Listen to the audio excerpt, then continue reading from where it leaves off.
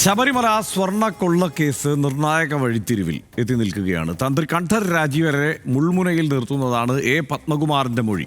ഉണ്ണികൃഷ്ണൻ പോറ്റിയെ ശബരിമലയിൽ സ്വാധീന ശക്തിയാക്കിയത് തന്ത്രിയുടെ ഇടപെടലുകളാണെന്ന് SIT മുൻപാകെ പത്മകുമാർ മൊഴി നൽകി. അന്വേഷണം ഇനിയും വൻ സ്രാവുകളിലേക്ക് നീങ്ങിയേക്കും. കൂടുതൽ പേരുടെ അറസ്റ്റിനും സാധ്യതയേറുകയാണ്. കേസിൽ ഇനി ആരെല്ലാം കുടുങ്ങും? ആദ്യം RDX. കേരളത്തെ ഞെട്ടിച്ച ശബരിമല സ്വർണ്ണക്കൊള്ള കേസ് വഴിത്തിരിവിലേക്ക് നീങ്ങുകയാണ്. മുൻ ദേവസ്വം ബോർഡ് പ്രസിഡന്റുമാർക്കും ഉദ്യോഗസ്ഥരുമടക്കം വൻ സ്രാവുകളിലേക്ക് അന്വേഷണം നീളുമെന്നാണ് സൂചന. ഗൂഢാലോചനയിൽ തന്ത്രി കുടുംബത്തെ കൂടി സംശയനിഴലിലേക്ക് കൊണ്ടുവരുന്നതാണ് എ പത്മകുമാറിന്റെ മൊഴികൾ. ബംഗളൂരു ശ്രീരാംപുര അയ്യപ്പ ക്ഷേത്രത്തിൽ നിന്നാണ് ഉണ്ണികൃഷ്ണൻ പോറ്റി ശബരിമല കീഴ്ശാന്തിയുടെ സഹായിയായി എത്തുന്നത്. ഈ രണ്ടു ക്ഷേത്രങ്ങളുടെയും തന്ത്രി കണ്ഠര രാജീവരാണ്. ഉണ്ണികൃഷ്ണൻ പോറ്റിയെ ശബരിമലയിൽ ശക്തനാക്കിയതും തന്ത്രിയുടെ ഇടപെടലുകളാണെന്ന് പത്മകുമാർ അന്വേഷണ സംഘത്തോട് പറഞ്ഞു. ഉണ്ണികൃഷ്ണൻ പോറ്റിയുമായി സാമ്പത്തിക ഇടപാട് നടന്ന ആരോപണം പത്മകുമാർ നിഷേധിച്ചു. ശബരിമലയിലെ തന്റെ മുറിയിൽ ഉണ്ണികൃഷ്ണൻ പോറ്റി താമസിച്ചതും ആറന്മുളയിലെ വീട് സന്ദർശിച്ചതും പത്മകുമാർ സമ്മതിച്ചു. ശബരിമലയിലെ കാര്യങ്ങളിൽ താൻ ഒറ്റയ്ക്കല്ല തീരുമാനമെടുത്തത്, ഭരണസമിതിയോട് ആലോചിച്ചാണ് തീരുമാനങ്ങൾ കൈക്കൊണ്ടതെന്നും പത്മകുമാർ SIT മുൻപാകെ പറഞ്ഞു. പത്മകുമാറിന്റെ വെളിപ്പെടുത്തലിൽ SIT തന്ത്രിമാരെ ചോദ്യം ചെയ്യാൻ വിളിപ്പിക്കുമോ എന്നാണ് ഇനി അറിയാനുള്ളത്. കേസിൽ റിമാൻഡ് കാലാവധി കഴിഞ്ഞതിനെ തുടർന്ന് ഹാജരാക്കിയ ഉണ്ണികൃഷ്ണൻ പോറ്റിയെയും മുരാരി ബാബുവിനെയും 14 ദിവസത്തേക്ക് കൂടി കൊല്ലം വിജിലൻസ് കോടതി റിമാൻഡ് ചെയ്തു. RDX rap news Malayalam.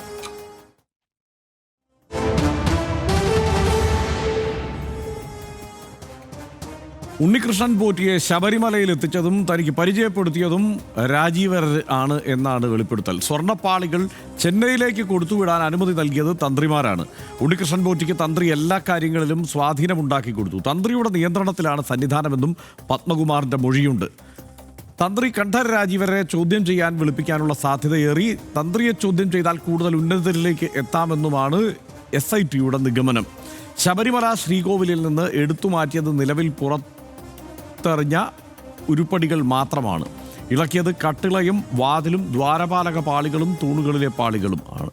98-ൽ സ്ഥാപിച്ച സ്വർണം പൊതിഞ്ഞ ഉരുപ്പടികളിൽ മറ്റൊന്നും ഇളക്കിയിട്ടില്ല. ശ്രീകോവിലിന്റെ വശങ്ങളിലുള്ള പാളികളും മാറ്റിയിട്ടില്ലെന്ന് SIT പരിശോധനയിൽ വെളിവായി.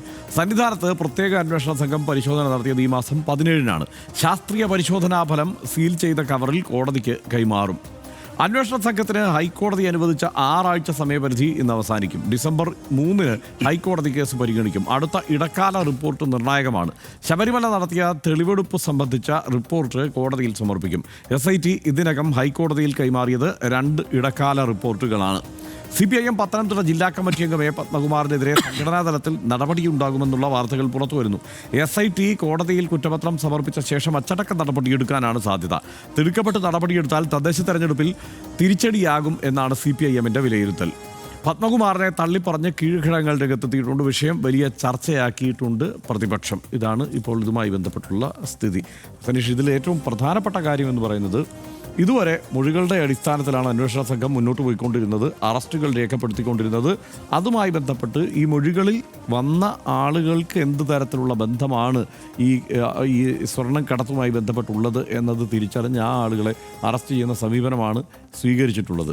വളരെ സോൾഡായിട്ടുള്ള എവിഡൻസ് എത്രത്തോളം കിട്ടിയിട്ടുണ്ടെന്നുള്ള കാര്യത്തിൽ നമുക്ക് അത്ര വ്യക്തതയൊന്നുമില്ല. പക്ഷെ നമുക്ക് മുന്നിലുള്ളതും പുറത്തു വരുന്നതുമായ വിവരങ്ങൾ ഇതാണ്. അങ്ങനെ നോക്കിയാൽ ഇപ്പോൾ പത്മകുമാറിൻ്റെ മൊഴി, ആ മൊഴി എത്തി നിൽക്കുന്നത് തന്ത്രി കണ്ഠർ രാജീവരിലാണ്. തന്ത്രി കുടുംബത്തിന് ഈ പോറ്റിയുമായി ബന്ധമുണ്ട്, ഇതുമായി ബന്ധപ്പെട്ട മറ്റിടപാടുകളിലും ബന്ധമുണ്ട് എന്ന തരത്തിലാണ് ഇപ്പോൾ വെളിപ്പെടുത്തലുകൾ വരുന്നത്. എന്താണ് തോന്നുന്നത്? ഈ അന്വേഷണത്തിൻ്റെ ഗതി ഇനി എന്തായിരിക്കും? ഇതിനകത്ത് തന്ത്രിയിലേക്ക് കാര്യങ്ങൾ എത്തുന്നത് എന്തെങ്കിലും അസ്വാഭാവികതയില്ല. പത്മകുമാർ അദ്ദേഹത്തെ സംരക്ഷിക്കാൻ കൂടിയായിട്ട് പറഞ്ഞതായിരിക്കാം ആ മൊഴിയുടെ ഭാഗമായിട്ട് തന്ത്രിയുടെ പേര്. പക്ഷേ തന്ത്രിയിലേക്ക് അന്വേഷണം എത്തുകയാണെങ്കിൽ, അല്ലെങ്കിൽ തന്ത്രി എന്ന ആ സംവിധാനം, ആ വ്യക്തി ഇതിനകത്തേക്ക് വരുന്നത് ഒട്ടും അത്ഭുതപ്പെടാനോ അസ്വാഭാവികതയോ ഇല്ലാത്ത കാര്യമാണല്ലോ. കാരണം ഈ ശബരിമലയിലെ ഈ ശ്രീകോവിലും അതിൻ്റെ ചുറ്റുപാടുള്ള സ്ഥലം എന്ന് വെച്ചാൽ അതിലെ പരമപ്രധാനി തന്ത്രിയാണ്. അതായത് അഡ്മിനിസ്ട്രേഷൻ ദേവസ്വം ബോർഡാണ് നടന്നതെങ്കിലും അവിടെ പോലീസിനെയും മറ്റ് സംവിധാനങ്ങളൊക്കെ നിയന്ത്രണത്തിലായിട്ടൊക്കെ ഉണ്ടെങ്കിലും അതിലെ ഏത് തരത്തിൽ നോക്കിയാലും അതിൻ്റെ നാഥൻ, ശബരിമല ശ്രീകോവിലിൻ്റെയും ചുറ്റുപാടുകളുടെയും ആ ദേവസ്ഥാനത്തിൻ്റെ നാഥൻ യഥാർത്ഥത്തിൽ തന്ത്രിയാണ്. സ്വാഭാവികമായിട്ടും അവിടെ നിന്ന് എന്ത് കാര്യങ്ങൾ അങ്ങോട്ടും ഇങ്ങോട്ടും പോകുമ്പോഴും ടെക്നിക്കലിയും ഈ പറഞ്ഞ ആചാരപരമായിട്ടാണെങ്കിലും അദ്ദേഹത്തിൻ്റെ ഒരു നേതൃസ്ഥാനം, നാഥസ്ഥാനം അവിടെ ഉണ്ട് എന്ന കാര്യത്തിൽ യാതൊരു സംശയമില്ല. അപ്പോൾ സ്വാഭാവികമായിട്ടും പത്മകുമാറിന് പറയാവുന്ന ഒരു മൊഴിയാണത്. പത്മകുമാർ അദ്ദേഹത്തിൻ്റെ തടി രക്ഷിപ്പിക്കാൻ വേണ്ടി കൂടി ആയിരിക്കണം ഒരുപക്ഷെ ഇത് പറഞ്ഞിട്ടുണ്ടാവുക എന്നാണ് ഞാൻ വിചാരിക്കുന്നത്. കാരണം ആ നിലക്ക് അതിനൊരു എന്താണ് കുറേ കൂടെ ഉന്നതരായ ആളുകളിലേക്ക് കാര്യങ്ങളെത്തും. പക്ഷേ പത്മകുമാർ ഇത് പറഞ്ഞതുകൊണ്ട് പത്മകുമാർ ചെയ്ത കുറ്റത്തിന് അല്ലെങ്കിൽ പത്മകുമാറിന് മേൽ ചാർത്തപ്പെട്ടിരിക്കുന്ന കാര്യങ്ങൾക്ക് എന്തെങ്കിലും കുറവ് വരുമോ? അതൊട്ടുമില്ല. അദ്ദേഹം വിചാരിക്കുന്നത്, അല്ലെങ്കിൽ അദ്ദേഹം അങ്ങനെ വിചാരിച്ചിട്ടുണ്ടെങ്കിൽ അങ്ങനെ, അല്ലെങ്കിൽ ഇതാണ് വസ്തുത, അദ്ദേഹം മാത്രമല്ല തന്ത്രി കൂടെ ഉണ്ട് എന്നതൊക്കെയാണ് വസ്തുതയെങ്കിലും ഈ കേസിൻ്റെ ഇതുവരെയുള്ള ഗൗരവത്തിനോ പത്മകുമാർ അതിൽ വഹിച്ചതായിട്ടുള്ള കുറ്റം ഇന്നതാണ് എന്ന് പറയാവുന്ന സാഹചര്യത്തിനോ ഒരു കുറവും വന്നിട്ടില്ല. അത് ഇതിനകം തന്നെ മനസ്സിലാക്കിയത് കൊണ്ട് CPM അദ്ദേഹത്തിൽ നിന്ന് ഡിസ്റ്റൻസ് ഉണ്ടാക്കാൻ വേണ്ടി, അദ്ദേഹത്തെ കുത്തി അകറ്റാൻ വേണ്ടിയുള്ള കാര്യങ്ങൾ CPM ആ നിലക്ക് ചെയ്തിട്ടുണ്ട് എന്നാണല്ലോ നമ്മൾ രാഷ്ട്രീയമായിട്ട് കാര്യങ്ങളെ കാണുന്നത്. പത്മകുമാറിനെ വന്ന് നഗ്നമായിട്ട് അനുകൂലിക്കാൻ ആരും വലിയ തോതിൽ തയ്യാറായിട്ടില്ല. ജില്ലാ കമ്മിറ്റി യോഗത്തിനകത്ത് പത്തനംതിട്ടയിൽ പത്മകുമാറും വാസുവും അങ്ങോട്ട് കാണിച്ച ഉത്തരവാദിത്ത ബോധം ഇങ്ങോട്ട് കാണിച്ചില്ല, പാർട്ടിയോട് കാണിച്ചില്ല എന്ന് കുറ്റപ്പെടുന്ന രീതിയാണ് നേതൃത്വം സ്വീകരിച്ചതെന്നൊക്കെ കേളുന്നു. അതുകൊണ്ട് ഏത് നിലയിലേക്ക് കാര്യങ്ങൾ പോയാലും CPM അല്ലെങ്കിൽ പത്മകുമാറിന് ഏതെങ്കിലും തരത്തിലുള്ള അയ്യോ കണ്ടില്ലേ എന്ന് പറഞ്ഞൊരു സപ്പോർട്ടൊന്നും കിട്ടാൻ പോകുന്നില്ല. പത്മകുമാർ ഇപ്പോൾ പെട്ടിരിക്കുന്ന ഗൗരവതരമായ സാഹചര്യത്തിൽ എന്തെങ്കിലും കുറവുണ്ടാകാനും പോകുന്നില്ല എന്നാണ് എനിക്ക് തോന്നുന്നത്. പക്ഷേ മറ്റൊരു കാര്യം, നമ്മൾ തന്ത്രിയുടെ പേര് വരുമ്പോൾ ഇതിൻ്റെ രാഷ്ട്രീയമായിട്ടുള്ള ഒരു മുന്നോട്ട് പോക്ക് ഒരുപക്ഷെ ഒന്നങ്ങ് ട്വിസ്റ്റ് ചെയ്യപ്പെട്ടേക്കാം എന്നൊരു സാഹചര്യം നമ്മുടെ മുന്നിൽ കാണണം. കാരണം ഇതിനകത്ത് വളരെ ആത്മാർത്ഥമായിട്ട് സമരം ചെയ്തുകൊണ്ടിരിക്കുന്ന, ഇതിനകത്ത് ദേവസ്ഥാനത്ത് ശരിയല്ലാത്ത കാര്യം ആര് ചെയ്താലും അത് ശിക്ഷിക്കപ്പെടണം, അവർക്കെതിരെ ഉന്നതമായ ശക്തമായ നടപടിയെടുക്കണം എന്ന് പറഞ്ഞുകൊണ്ടിരിക്കുന്ന പ്രതിപക്ഷ കക്ഷികളിൽ ചിലരെങ്കിലും ഒന്ന് അയ്യോ എന്ന് പറഞ്ഞൊരു സ്റ്റെപ്പ് പിന്നോട്ട് വെക്കാനുള്ള സാധ്യത കൂടെ നമ്മൾ ഈ ഘട്ടത്തിൽ കാണണം. നമുക്കറിയില്ല എന്താണ് സംഭവിക്കുക എന്ന്. ഇപ്പോൾ തന്ത്രി ഇതിൽ കുറ്റക്കാരനാണ് എന്നൊന്നും നമുക്ക് പറയാറേ ആയിട്ടില്ല. പക്ഷേ തന്ത്രി കണ്ഠരര് രാജീവര് അത് വ്യക്തിയായി മാറ്റി വെക്കുക, ആ സ്ഥാനത്തുള്ള ആ പദവിയിലുള്ള ഈ പറഞ്ഞ ദേവസ്ഥാനത്തിൻ്റെ നാഥസ്ഥാനത്തുള്ള ആൾ ഇങ്ങനെയൊരു കാര്യത്തിലേക്ക് വരുമ്പോൾ ഈ പ്രതിപക്ഷം സമരം ചെയ്യുന്ന പ്രതിപക്ഷ കക്ഷികളിൽ ചിലർക്കെങ്കിലും പഴയതുപോലൊരു ഊർജ്ജം ഇല്ലാതെ പോകുമോ എന്ന് സംശയിച്ചാൽ കുറ്റപ്പെടുത്താനില്ലെന്ന് എനിക്ക് തോന്നുന്നത്. ഇപ്പോൾ പത്മകുമാറിൻ്റെ അറസ്റ്റിന് കാരണമായ വിഷയം എന്നത് എന്താണ്, ഇതിൽ അജണ്ട തീരുമാനിച്ച, അതായത് ഈ യോഗം വിളിച്ചു ചേർക്കുമ്പോൾ ആ യോഗത്തിൻ്റെ അജണ്ട നിശ്ചയിച്ചറിയിക്കുന്നതിന് വേണ്ടി തയ്യാറാക്കിയ നോട്ടീസിൽ അതിൽ ഈ സ്വർണം പൂശിയ ചെമ്പുപാളി എന്നതിന് പകരം ചെമ്പുപാളി എന്ന് തിരുത്തി എഴുതി എന്നുള്ളതാണ് ഒരു ആരോപണമായി നിൽക്കുന്നത്. ഒരു രേഖ, ഇതിനപ്പുറത്തുള്ള കാര്യങ്ങളുണ്ടോ എന്നുള്ളത് ഇനി തുടർന്ന് കണ്ടെത്തേണ്ടതാണ്. എന്തായാലും റിമാൻഡ് റിപ്പോർട്ടിലും ഒന്നും അത്തരത്തിലുള്ള വിവരങ്ങളില്ല. പക്ഷേ തന്ത്രിയിലേക്ക് എത്തുമ്പോൾ നമുക്ക് മുന്നിൽ മൂന്ന് വിവരങ്ങൾ അത് നമ്മൾ ഓർത്തു പോകേണ്ടതുണ്ട്. ഒന്നാമത്തെ കാര്യം, ഇതിലിപ്പോൾ പറഞ്ഞിരിക്കുന്നത് എന്താണ്, ഈ പോറ്റിയെ ശബരിമലയിലേക്ക് എത്തിച്ചത് തന്ത്രിയാണ് എന്നുള്ളതാണ്. എങ്ങനെയാണ് തന്ത്രി അവിടേക്ക് എത്തിയത്? ഈ തന്ത്രി തന്നെയാണ്, കണ്ഠരര് രാജീവരാണ് ഈ ബാംഗ്ലൂരിലെ അയ്യപ്പ ക്ഷേത്രത്തിൻ്റെയും തന്ത്രി. അവിടുത്തെ ശാന്തിയായിരുന്നു ഈ പോറ്റി. അപ്പോൾ ആ വഴിക്കാണ് അദ്ദേഹം ഇവിടേക്ക് എത്തിയിരിക്കുന്നത് എന്നുള്ളത് ഒരു പ്രശ്നം. രണ്ടാമത്തെ കാര്യം, ഈ സ്വർണം കൊണ്ടുപോയ രോധം ജുവലേഴ്സ് ഉണ്ടല്ലോ, അവർ നടത്തിയിരിക്കുന്ന അയ്യപ്പ പൂജ അതാരെ കൊണ്ടാണ് അവിടെ നടത്തിച്ചിരിക്കുന്നത്? ഈ തന്ത്രി കണ്ഠരര് മഹേഷ് മോഹനരെ കൊണ്ടാണ്. അദ്ദേഹം അവിടെ ചെന്നിട്ടാണ് ഈ പൂജ നടത്തിയിട്ടുള്ളത്. അതിൻ്റെ രേഖയും ഇപ്പോൾ നമുക്ക് മുന്നിലുള്ള സംഗതിയാണ്, പുറത്തു വന്ന സംഗതിയാണ്. ഇനി ഏറ്റവും പ്രധാനപ്പെട്ട സംഗതി എന്നല്ല, അത് ഈ അഡ്മിനിസ്ട്രേറ്റീവ് ഓഫീസർക്ക് കണ്ഠരര് രാജീവര് കൊടുത്ത കത്താണ്. അതായത് ഈ അറ്റകുറ്റപ്പണികൾ, ആ കത്തിൽ കൃത്യമായി പറയുന്നത് ശബരിമല ദേവസ്വം ശ്രീകോവിലിലെയും മറ്റ് ക്ഷേത്ര നിർമ്മിതികളിലെയും അറ്റകുറ്റപ്പണി സംബന്ധിച്ച് എന്ന വിഷയമിട്ടുകൊണ്ട് കൊടുത്ത കത്ത്. ആ കത്തിൽ വളരെ ക്ലിയറായി പറയുന്നത് ശ്രീകോവിലിൻ്റെ വാതിൽ, അതിൻ്റെ താഴെ ഭാഗത്തുള്ള വിടവുണ്ട്, അത് ഈ പറഞ്ഞതുപോലെ പുതുക്കേണ്ടതുണ്ട്, അത് നന്നാക്കേണ്ടതുണ്ട് എന്നുള്ളത് അദ്ദേഹത്തിൻ്റെ നിർദ്ദേശമായി തന്നെ മുന്നോട്ട് വയ്ക്കുന്നുണ്ട്. അതുപോലെ അതിന് ശരിയായ പരിശോധന ആവശ്യമാണ്. ഒപ്പം ദ്വാരപാലകരുടെയും ഗണപതി നടയുടെയും ഒക്കെ ഈ പ്രശ്നങ്ങൾ പരിഹരിക്കേണ്ടതുണ്ട് എന്നുള്ള കത്ത് അദ്ദേഹം കൊടുത്തു. ഇത് കൊണ്ടുപോകാൻ കാരണമായ പ്രാഥമിക കത്ത് അദ്ദേഹത്തിൻ്റെ കത്ത് ഇവിടെയുണ്ട്. ഇതെല്ലാം ഇപ്പോൾ ഈ പറഞ്ഞതുപോലെ രേഖകൾ എന്ന നിലയ്ക്ക് ഈ രേഖകൾ ഇവിടെയുണ്ട്. പോറ്റിയുമായുള്ള ബന്ധത്തിന് തെളിവ് ഇവിടെയുണ്ട്.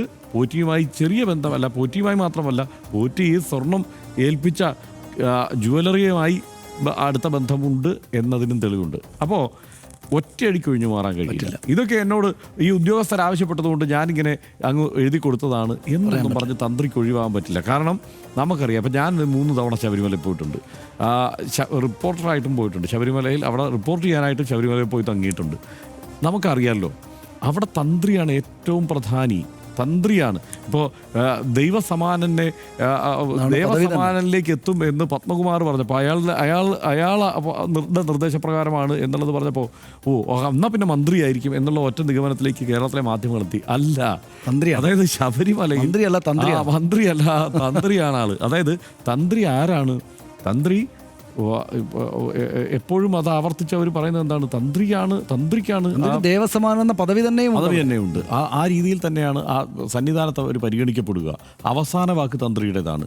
മാത്രമല്ല, ഇതിൽ അസ്വാഭാവികമായ ചില നടപടികളുണ്ട്. അതായത് ഈ തന്ത്രിമാരും ഇവിടുത്തെ മേൽശാന്തിമാരും ഒക്കെ മറ്റു പല സ്ഥലങ്ങളിലും പോയി പൂജ ചെയ്യാറുണ്ട്. ഈ സ്വാഭാവികമായിട്ട് ഇപ്പോൾ ഈ നോട്ടീസിലൊക്കെ കാണുന്ന പോലെ, ഈ രോധം ജുവൽസിൻ്റെ നോട്ടീസിലൊക്കെ കാണുന്നത് പോലെ ഇവരൊക്കെ പല സ്ഥലത്ത് പൂജ ചെയ്യാറുണ്ട്. പലതരം കഥകൾ നിലനിൽക്കുന്നുണ്ട്. ഇപ്പോൾ വാജി വാഹനമുണ്ടല്ലോ, ശബരിമലയിലെ ഓരോന്നിനും വലിയ മൂല്യമുണ്ട്. വലിയ മൂല്യം വിശ്വാസികൾ കൽപ്പിക്കുന്നുണ്ട്. അവിടുത്തെ പഴയ കൊടിമരത്തിന്റെ മുകളിൽ നിന്ന വാജി വാഹനം അത് കണ്ഠരര് രാജീവരുടെ കയ്യിലായിരുന്നു. കണ്ഠരര് രാജീവർ ഇപ്പം ആവശ്യപ്പെടുകയാണ് അത് തിരിച്ചു വാങ്ങിക്കണം എന്ന് പറയാനായിട്ട് ഇതെങ്ങനെയാണ് അപ്പോൾ അദ്ദേഹം അവകാശപ്പെടുന്നത് എനിക്ക് കൈവശം വെക്കാൻ അവകാശമുണ്ട് എന്നാണ്. ഇതിനെക്കുറിച്ച് അറിയാവുന്ന ആളുകളോട് ഞാൻ സംസാരിച്ചപ്പോൾ മനസ്സിലാക്കിയ ഒരു കാര്യം, വാജി വാഹനം അത് ജീവനുള്ള ഒന്നായാണ് അതിനെ കണക്കാക്കുന്നത്.